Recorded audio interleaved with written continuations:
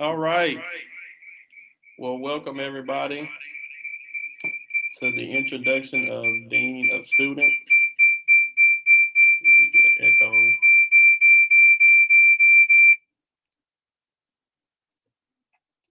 All right, so introduction to the Dean of Students. Hopefully everybody can hear me. If you have any issues, please let me know. I wanted to make an announcement before we get started that if you haven't clocked in through, if you're virtual, you haven't clocked in through the web clock, check the links from the previous session. We'll post them in this session as well. But if you're still having issues, please email Ms. Aguilar in regard to your time. And if you're on campus, please make sure that you have clocked in through the biometric clock. So we're going to go ahead and get started with the introduction to the Dean of Students Office, something that is new for this school year. I'm Mr. Du Bois, your Dean of Students, District Campus Coordinator, but you can call me the Dean of Students. I have with me, who's going to introduce themselves now, Ms. Politos. Hi, I'm Ms. Palitos. I'm the new intervention counselor, and I'll be working with the Dean of Students. We have Ms. Vargas. Make sure you unmute yourself, Ms. Vargas.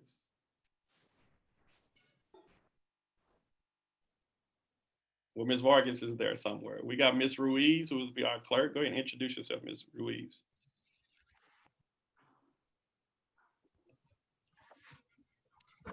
I'm back. Hi, I'm very excited to be part of this new program here at Seagoville, and we'll see how it goes. Okay, and am I on mute now? Yes, go ahead, Ms.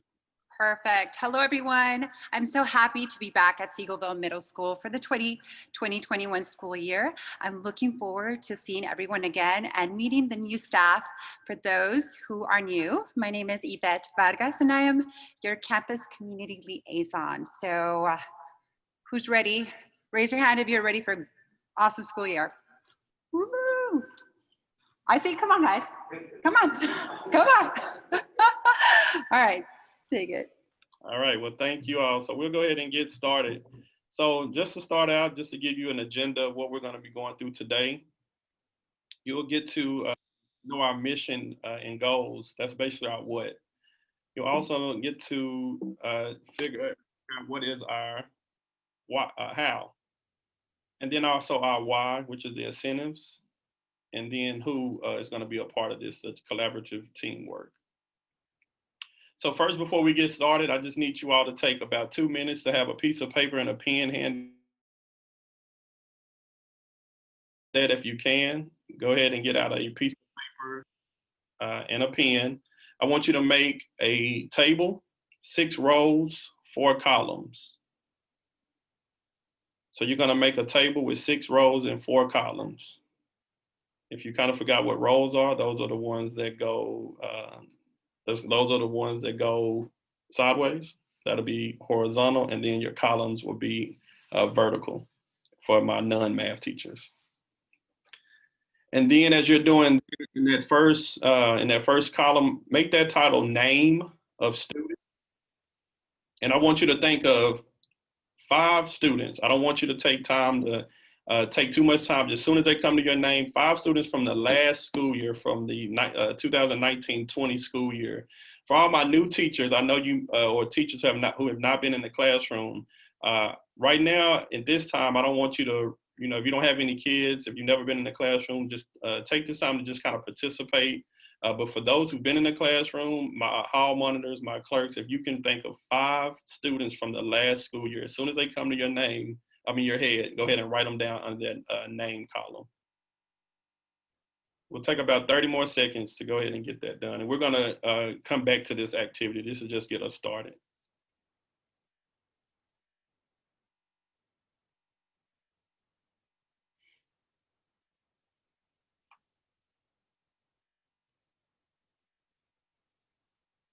All right, so by now you probably should have that table made with the 6 rows and 4 columns. So we're gonna go ahead and then also, like I said, have 5 students' names from the previous school year under that name, just under the name column.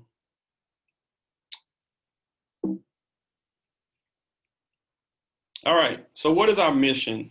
So the mission of the Dean of Students Office is to collaboratively provide a respectful and motivational and safe environment where every student is seen, heard, and known. So this kind of verbally, just verbatim, just goes, is aligned with Seagoville Middle School's mission. But the last part of that underlying part is something that you're gonna hear from me a lot this school year, and I wanted to kind of hopefully sit in your mind and your heart as well, that every student needs to be seen, heard, and known. And also, I think every individual, when a person is seen, we all see people, but when we hear from them and we speak to them, we will get to know them. And that's what we want to do. We want every student to be seen, heard, and known when they come into this building, when they leave out, that they know that an adult, a teacher, has seen them, has heard them, and then they know them. That is our mission. So we have goals, and let me just go ahead and kind of just speak on our goals, that our goals are at this time not so much quantitative at this time, but I promise you before October 6th, the date that right now that students are planning to come back if no changes are made, that we will have quantitative data for our goals. But right now our goals are that we want level 1 campus offense referrals to decrease due to the process that we'll talk about in this session, that we're going to talk about what we're going to be doing in this office, but we want level 1 campus offenses to decrease. We want domain 1 of state accountability to be positively impacted by the implementation of what we're going to be doing in this office. And if you don't, domain 1 is the student achievement from STAR for middle school. So we want that to be impacted on a positive level based on what we're going to be doing. We also want to focus on you all, the teachers, and the staff climate survey. We want that to rank in the top 30 throughout the whole district in each survey section. We're in some like 40s and 50s there. We're in some 30s, but we want to make sure that the teachers and the staff on this campus are heard, and they also feel like this campus is a great campus based on what we're going to be doing with the climate and culture piece of our roles and responsibilities. And then also parent involvement and community is very, very important to me and also this office, and hopefully to you all, that increases on campus and virtually. We hope that, and we're gonna, so that's just one piece of involvement, parent involvement increase, but we want the parent survey responses to have a 75% positive response rating. Our main areas, we're gonna focus in all areas of that survey, but our main focus that we're gonna really try to strive and hit is our school communication to our parents and community and the school environment. And that goes with the communication like report cards and just being known about things that are coming up, just communicating to our community and parents. And then environment is things like a safe environment. Is it a safe learning environment? Do we respond quickly? Things like that. So we just want to, those are our 4 goals. And like I say, by October 6th,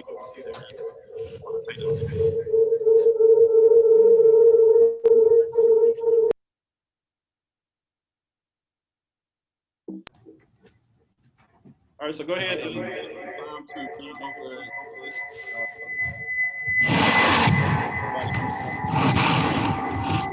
mute everybody.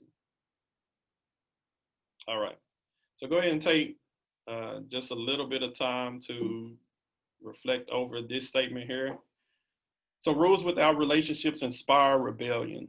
So if you don't have a relationship as a teacher and you try to set rules with students, especially at this age, you might inspire rebellion. So what I want to do here is at this time, I want us to take a poll. And this is why I needed everybody to join in. So what I want to do is, give me 1 second.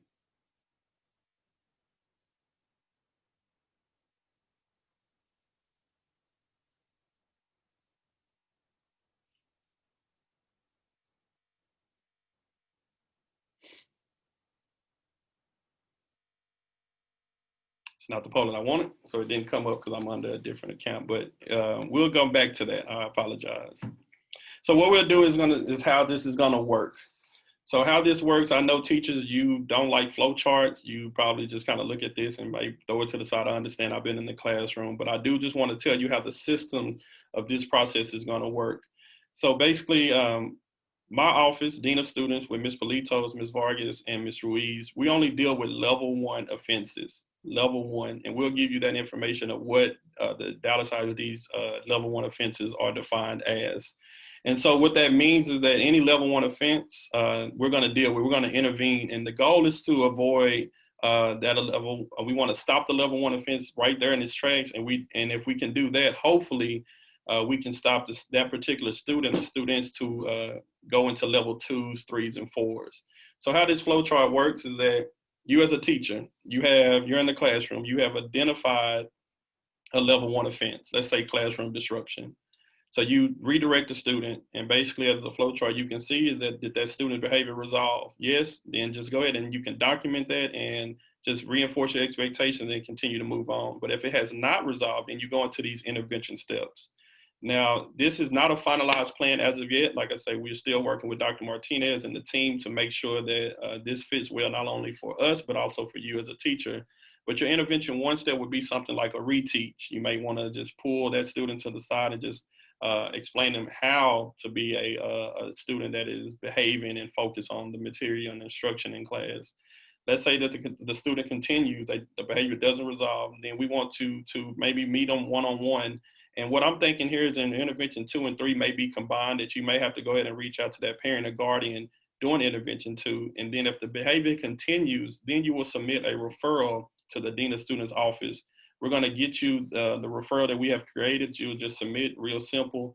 And it's a two-way communication. Once that referral comes to us, once we decide what the intervention process was and whatever future actions we take, we'll send that communication right back to you. So you're in the know of what's going on. That is the main focus on communication with us, our office, and you as a teacher. But like I say, you have to document, but the main thing that you have to do is you have to have that parent contact. So we're going to be real holding you accountable, and you hold us accountable in that regards, that we have to have you kind of following these steps, because that's the only way that this is going to work. I do want to just mention that over there to the right in the gray, there are some level 1 offenses that Dr. Martinez and the administration staff have decided that we will not handle.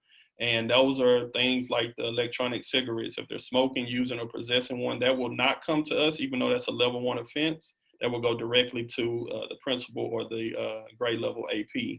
And you can see those other level 1 offenses to the right, and you will get this slide as well. Another thing is that we want to make sure that every week starts with a new slate. So, we're not trying to hold students, they've done something in week 1 and now it's week 8 and you're still holding that grudge against them. It's about relationships. So we're going to start over. Everybody needs forgiveness. Show that grace. Ms. Polito, do you have anything to add so far? No, it'll be overall grade levels. Yes. Okay. Yeah. So overall grade levels. Thank you. All right. Go ahead and take this why, that we're going into our why now. Yeah, so these simple strategies are going to reinforce the student's sense of belonging and boost their individual achievement. So this is going to help us reduce the achievement gap. And we'll talk more about it on the next slide.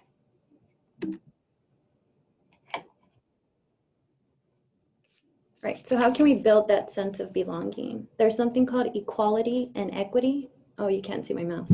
Equality is on the left, and that's where you're providing equal resources to all students. But as you can see, not all of them are able to see that baseball field.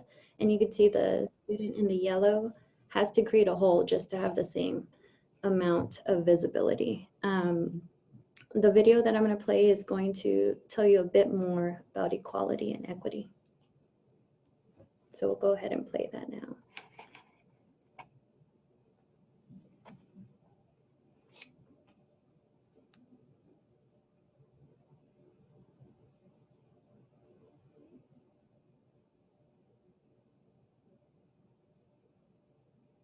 I think.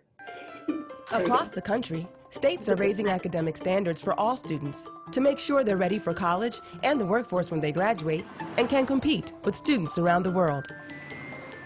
High, consistent standards motivate students to succeed, but every child needs something different. Some need help with reading or spelling. Others struggle with fractions. And some are great writers, but struggle with algebra.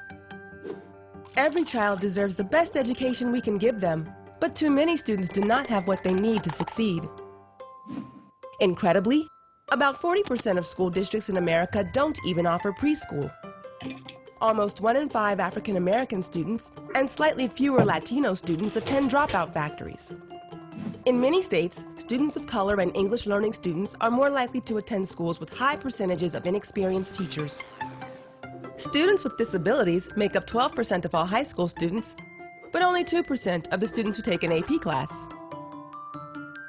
So it's not surprising that there are achievement gaps between white students and students of color, and between students with and without disabilities. But we can change this. We can give every child a fair chance, making sure all schools have the resources they need to help all of their students succeed.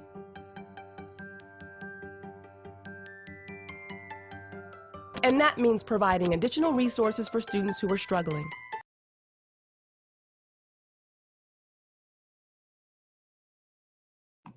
All right, so after watching that video, I want you all to take a moment to just think about what you can do differently this year to make sure that every student is reached.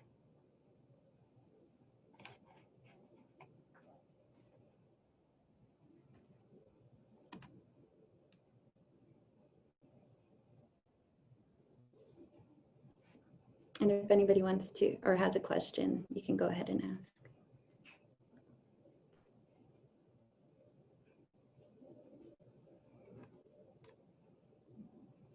I would love at this time for anybody just to unmute themselves, and how do they feel about what was just presented, the video, or just how do you deal with, if you're a teacher, if you're a new teacher, about equality and equity. Just one or two people, if they want to just unmute themselves, go ahead and share out with us.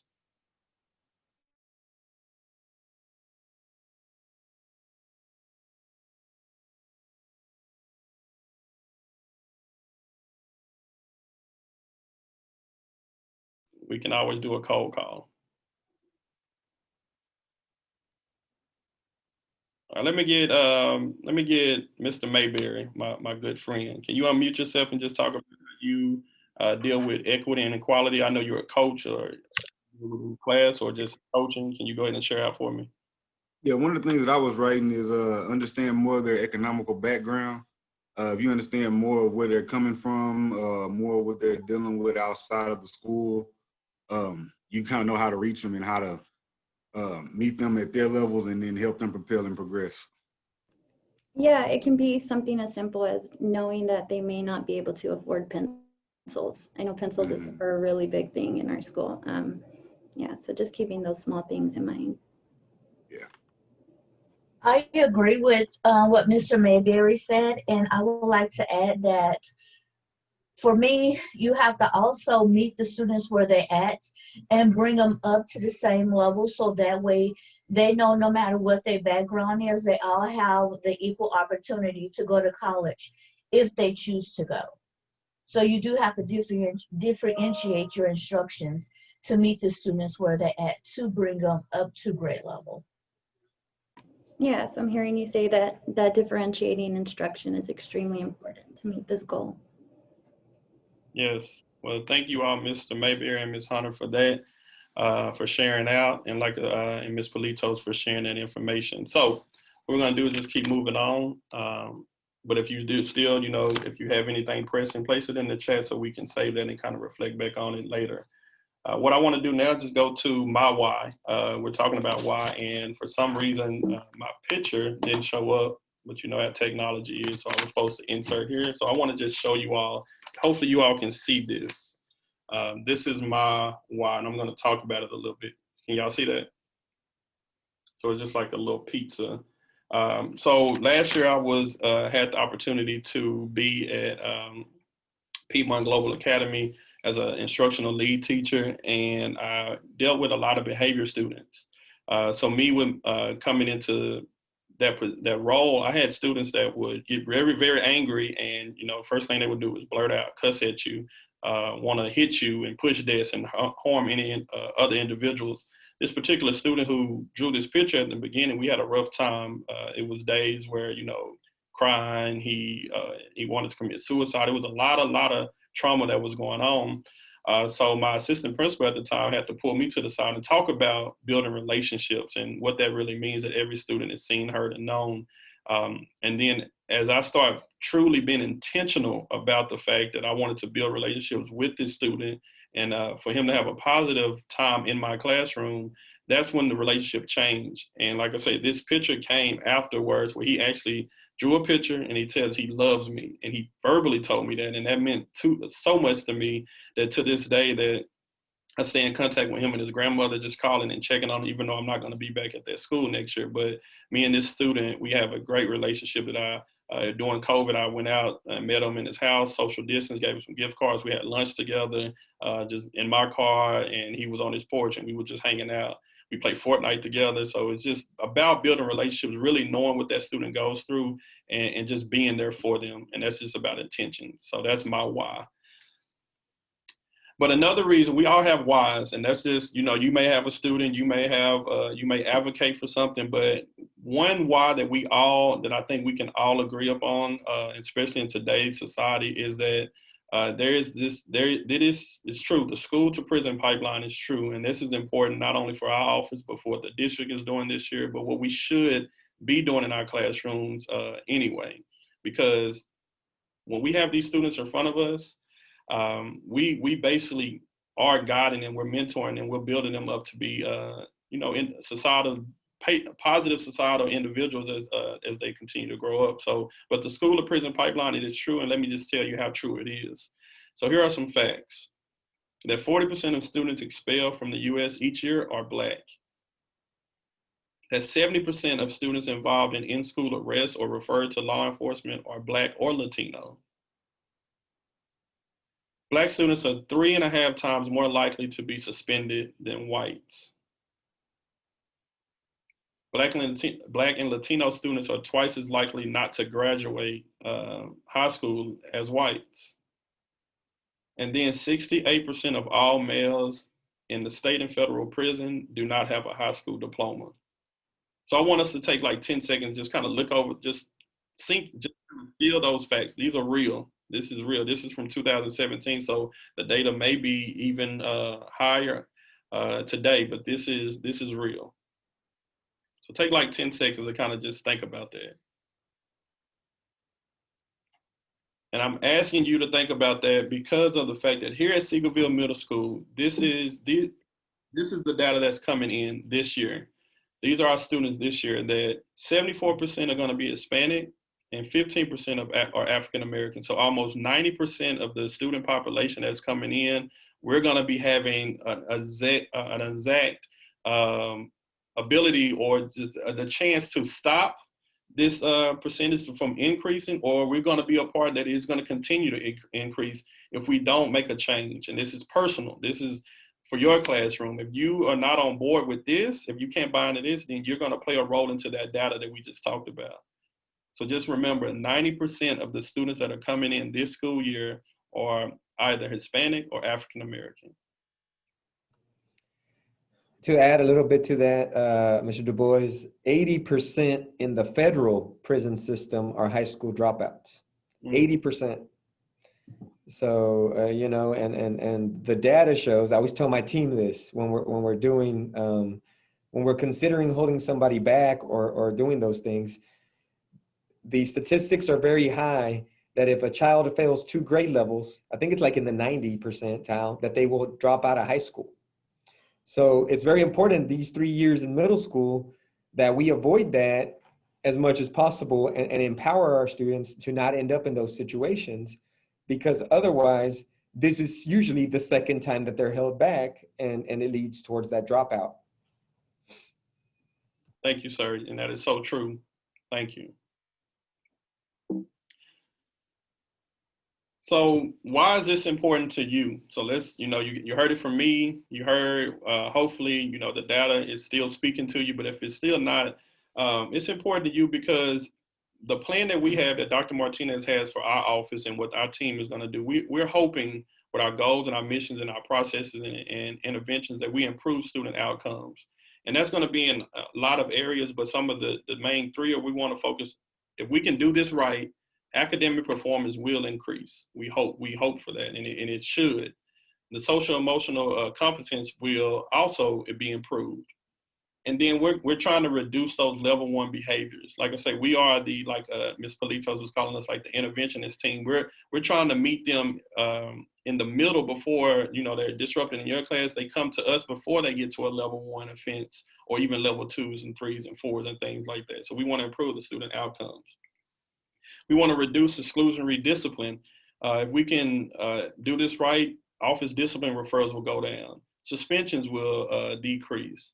Restraint and seclusion being like ISS, so, you know, kicking a student out in the hallway. When you seclude a kid, do you know what type of trauma that does to them? Like, you have to understand that. Like I say, with me working with behavior students, I had to actually restrain students, but we want to reduce that if we can just talk to students. Like I said, having them being seen, heard, and known.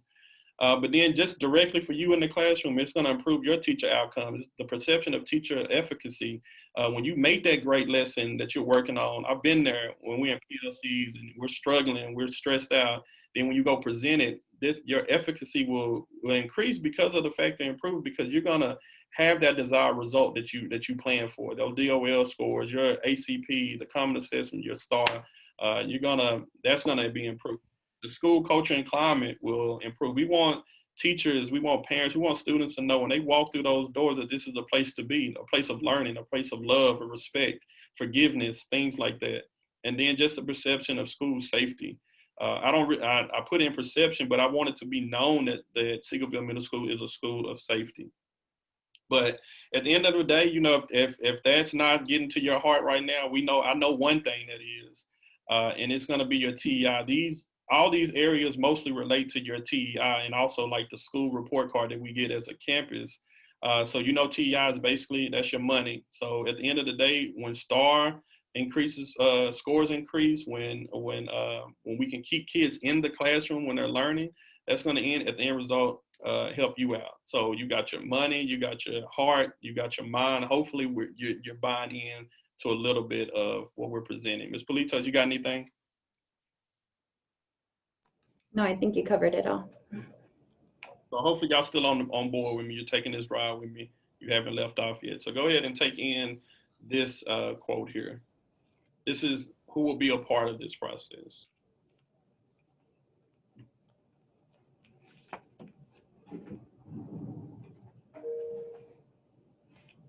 So individual actions may seem insignificant, but together the small steps of many people can have an astonishing impact. So this is going to be the who. It's very simple. I can just go through this slide and just say everybody, because that's basically what it is. We're going to have our principals and assistant principals. We're going to have this office, the dean of students, you as a teacher, like I say, holding your students accountable, holding us accountable, and we're going to hold you accountable.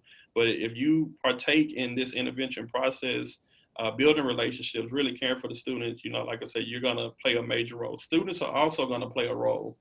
Those students who may be misbehaving, when we can kind of have them think about their behaviors, know who they've hurt, apologize, and you know, bring back some restitution or to the individuals who they probably hurt or disrespected, they're going to play that role. And then also those students who are our exemplar students, our model students, we're going to have those students who are going to hold their peers accountable at the same time. And then parents, me being a parent and me being involved with parent involvement, they play a major role in the student success and the campus success. So that is the picture that I'm trying to paint for you all of who's going to be a part of this.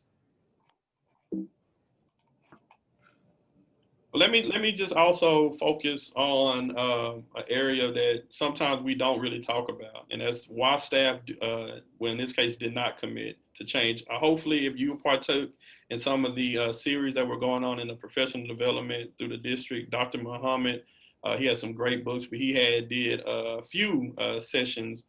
But I read his book about transforming school culture, how to overcome staff division, and he focused on a few schools, and he got data, and this is true data, that says why staff did not commit to change. And I want to present this because this is important, because this is a change of thought, a change of action for all of us. So 70% of the time that staff say that they do not want to change, they did not commit to change because they were the miscommunication. So hopefully presenting this presentation today, giving you updated information, and then also holding us accountable as we continue to provide communication, that 70% of you all will commit to change because you will be informed with proper communication. But 70% of staff do not commit to change because of miscommunication. So we can clear that up right now. We have over half of the staff being able to commit to this change. 20% of the staff or will be emotionally disconnected. Like I said earlier, if it's not tugging at your heart, if it's not you're not worried about the money or your mind, then you may just be disconnected. And what we want to do is just continue to buy you into this process to see all the positive things that what we're going to be doing for students, for yourselves, for the community, for the future.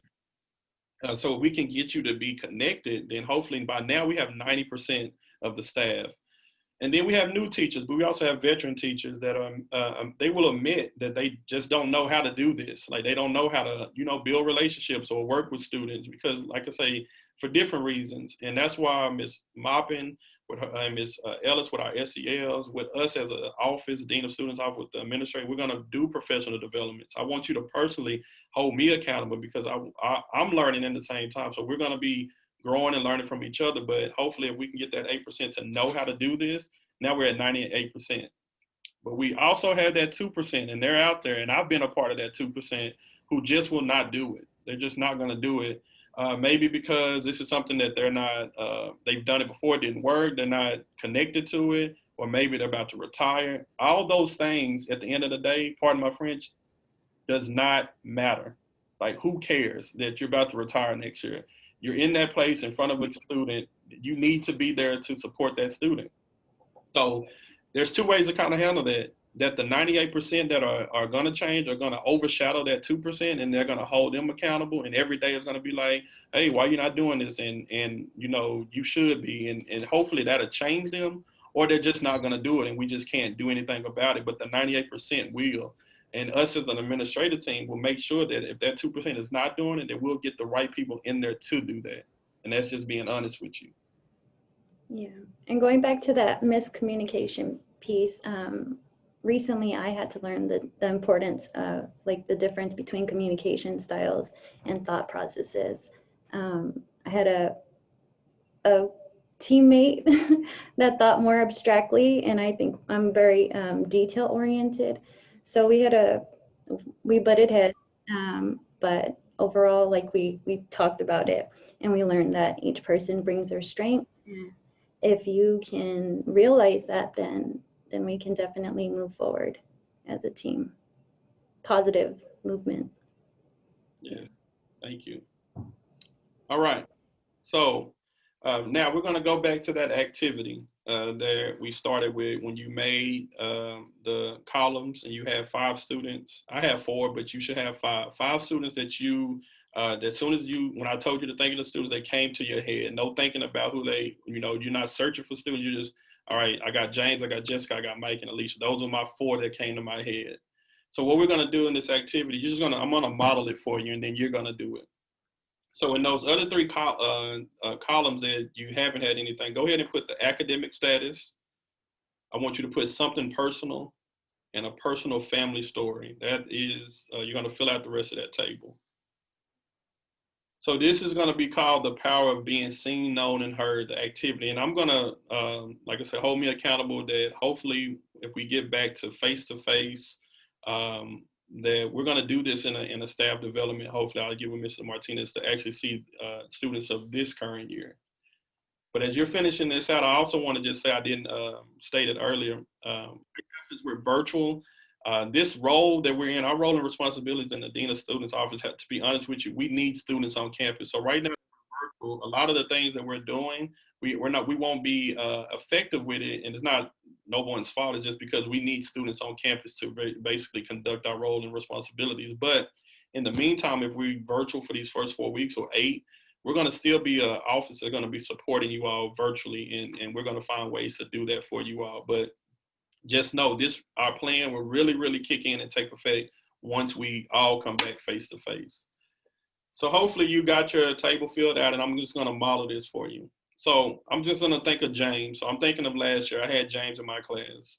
And I'm gonna ask myself, do I know his academic status? And I'm gonna say, basically, yes, I do know what his academic status is. He's passing, he is 90, whatever it is, I know where he's at academically. Do I know something personal about James? No, I don't, but I do know a family story. He did tell me that he visited his hometown last summer and he visited his great-grandparents' residence. And he kind of told me all about that. So I don't know something personal about him, but he shared that out to the whole class maybe. Let's go to Jessica. Jessica, I do know where she's at academically. I do know something personal about her. And I also do have a personal family story that I know. She watches her siblings after school because her mom works late nights. So I know something about Jessica. I know everything in this chart about Jessica. Mike, I don't know his academic status, but I do know something personal about Mike, but I don't know a personal family story either. So I only know one thing about Mike, and you're going to see something about Mike later. Alicia, I do know academic status. I do know something personal about her, and I do have a personal family story that her grandmother is staying with her family due to Hurricane Barry. Now, when I look at this chart, and you would have all your whole roster out. That's the plan. I'm going to focus on those students who have no checks or maybe one check. So with Jessica and Alicia, I must probably speak to them. I know them. They're probably more than likely, I'm not going to say they are, but they could be some of my, best behaved students, some of my helpers, things like that. James, he's probably a student who I've spoken to, good student, may have little issues here and there, maybe not. But Mike, there's something about Mike and me and Mike's relationship. I don't know his academic status. This student may be just going under the radar. He's just coming in, coming out. I know something personal about him, but maybe that's something personal about him because he's a behavior student. Who knows? Or maybe he told me something, but I don't know a personal family. So I'm not really being intentional in getting to know Mike. So my goal is to try to have checks all the way through, but with Mike, I only have one. Really, I can say I have none because if he's a behavior student or he causes me issues, that's the only reason I know something personal about him. So what this makes you do is reflect. So I'm going to sit here and I'm going to say that I need to really focus on Mike because the question is with Mike is that when I think of Mike or when I think of Mike's feelings, it's like, does he feel valued in the learning and social environment of my classroom? Did he? And I can say probably not. Mike is not one of my real students, but I can think of a student who did probably not feel valued in the learning environment. And we're human. Maybe it was because I was impatient with this student. Maybe they just didn't do any work. They didn't care. And I did everything I could. And I just kind of gave up on them, being honest. And you've probably done that. But at this time, like I said, we're growing and we're changing. When I think of that one student, did he have discipline issues with that check mark? And maybe he did in this case. And then, but what I can do is that change. As I move forward this school year, what can I do to make sure that no student has one check mark or no check marks? I'm trying to get all, like, what can you do? And that's how we're going to work together as a team. I don't have all the answers. I have some, you have some, but we're going to work together as a team. So what we're going to do now, we have about 15 minutes left in our session that I'm going to start a breakout room. And we have about 97 participants that I'm seeing here. So we're just going to work with it. Like I said, you're going to show that grace. So I'm going to just send us the breakout rooms. What I want you to do is first, go ahead and fill out that chart with your 5 students. Fill it out. Do you know them, the academic status from last year? Do you know them personally? Do you know a family story? And then what we're going to do is go to these breakout rooms for about 8 minutes, not long. And we're just going to share out. I need, the administrators, if you go to a room, be the facilitator. ILT, CICs, if you're in a breakout room, be the facilitator. Let the teachers and other staff members kind of lead the conversation. But answer these 3 questions here with your group, and then just talk about ways that you can make a change for your students, for yourselves, and for our school. So go ahead and fill that out. And while I'm doing that, I'm going to go ahead and set up the breakout rooms. Some of them will just shoot you right over there. Some you may have to accept it. So go ahead and do that when it comes up. And like I said, you don't have to jump back in. You don't have to exit out. I'm going to bring everybody back. So I'm going to give you that 1-minute countdown and you'll come back. But like for you new teachers, just kind of take in the information that what's being heard. And then also some leaders, I may have to move you around. So just be patient with me. But I'm going to go ahead and do that now.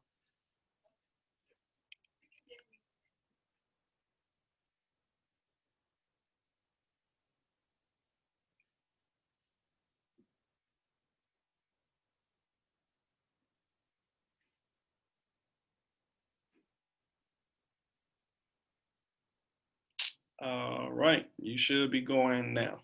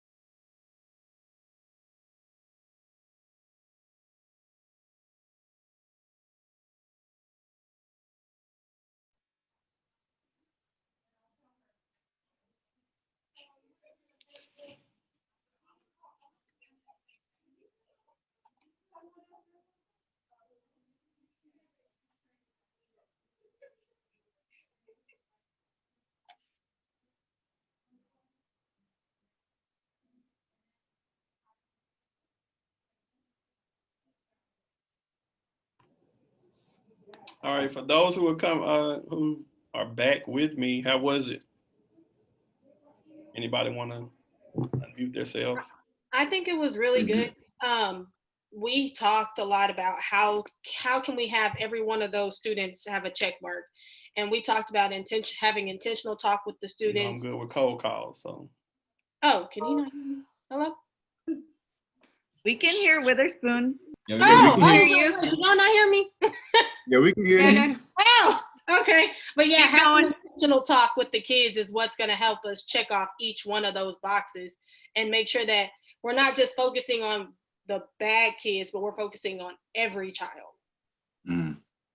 Yeah, one of the things I think. And I'm Go sorry. ahead, Mary. I'm sorry. I think I cut off somebody. I was muted on my end. I was talking over. Hopefully, I didn't get to hear. I apologize. But go ahead, Mayberry. We just talked about. I talked about like the kids on my list. I picked some kids that I had, already formed relationships with, and I think that my position as a coach allows me to form, build those relationships. A lot of the kids, once the kids trust you, they'll tell you everything. They'll tell you everything. And I think that building those relationships, like I say, especially with a lot of us being younger teachers, they feel more comfortable with us, in sharing. So like I say, those are some of the things that we talked about in our group. And like I say, just understanding what you're dealing with, understanding your students, personalizing the relationships. In our group, we talked about how, I spoke about how in previous years, I really did focus in on actually getting to know my students and building relationships with them. But this past school year, I really was like more about star, get to know the material, like this and that, right? And I didn't really put a lot of priority on getting to know my students. But I feel like now that we're going virtual, we are gonna do like procedures and stuff like that at the beginning of the school year. But like last year, we had to be going in and out of the classroom to do procedures about how to come into the classroom or how to pass up papers or stuff like that, right? So now I feel like because that's kind of pushed aside a little bit, I have more time to actually do like a Q&A with my students, spend maybe 2 class periods, just like where I can be like, okay, ask questions, get to know me.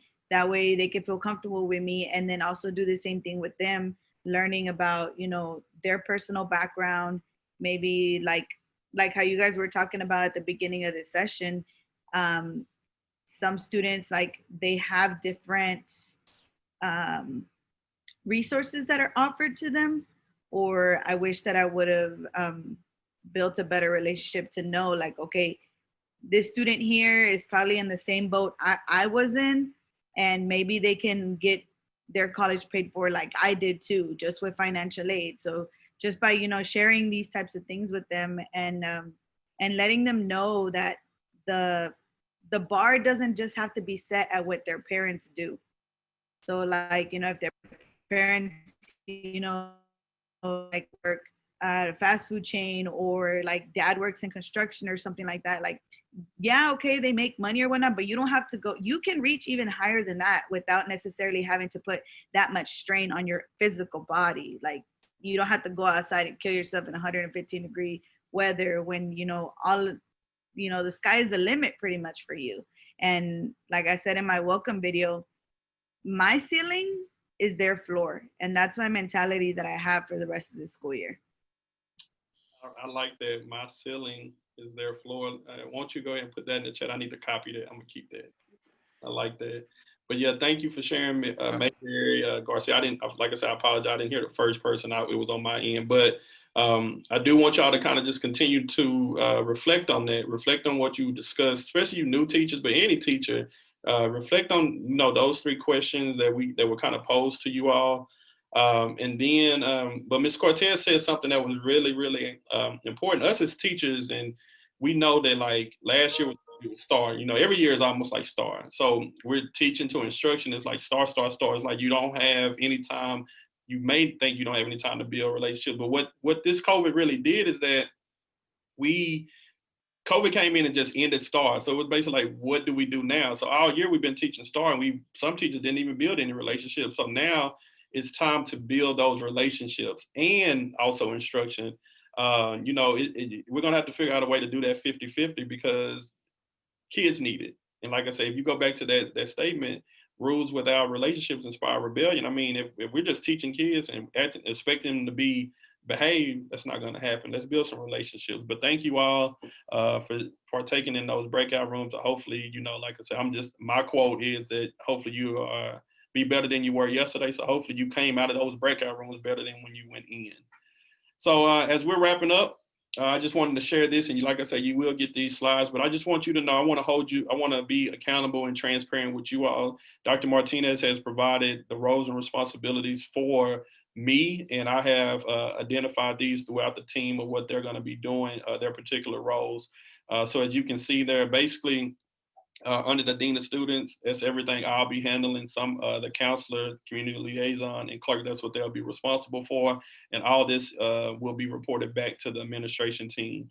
But one big thing, like I said, if you see that at campus culture, I'm gonna be taking real accountability for myself to make sure that you as a teacher feel loved, feel heard, feel seen, and feel known. With like birthday shout outs, with just checking in on you. Ms. Maupin has plans with the mood meter and things like that. But that's my intention, to really make sure that our campus culture is increased and that you feel like this is a place that you're safe and that you are cared about. So this is our contact information. Like I say, me, the Dean of Students, and then Ms. Politos, our counselor, the community liaison, Ms. Vargas, and the office clerk, Ms. Ruiz.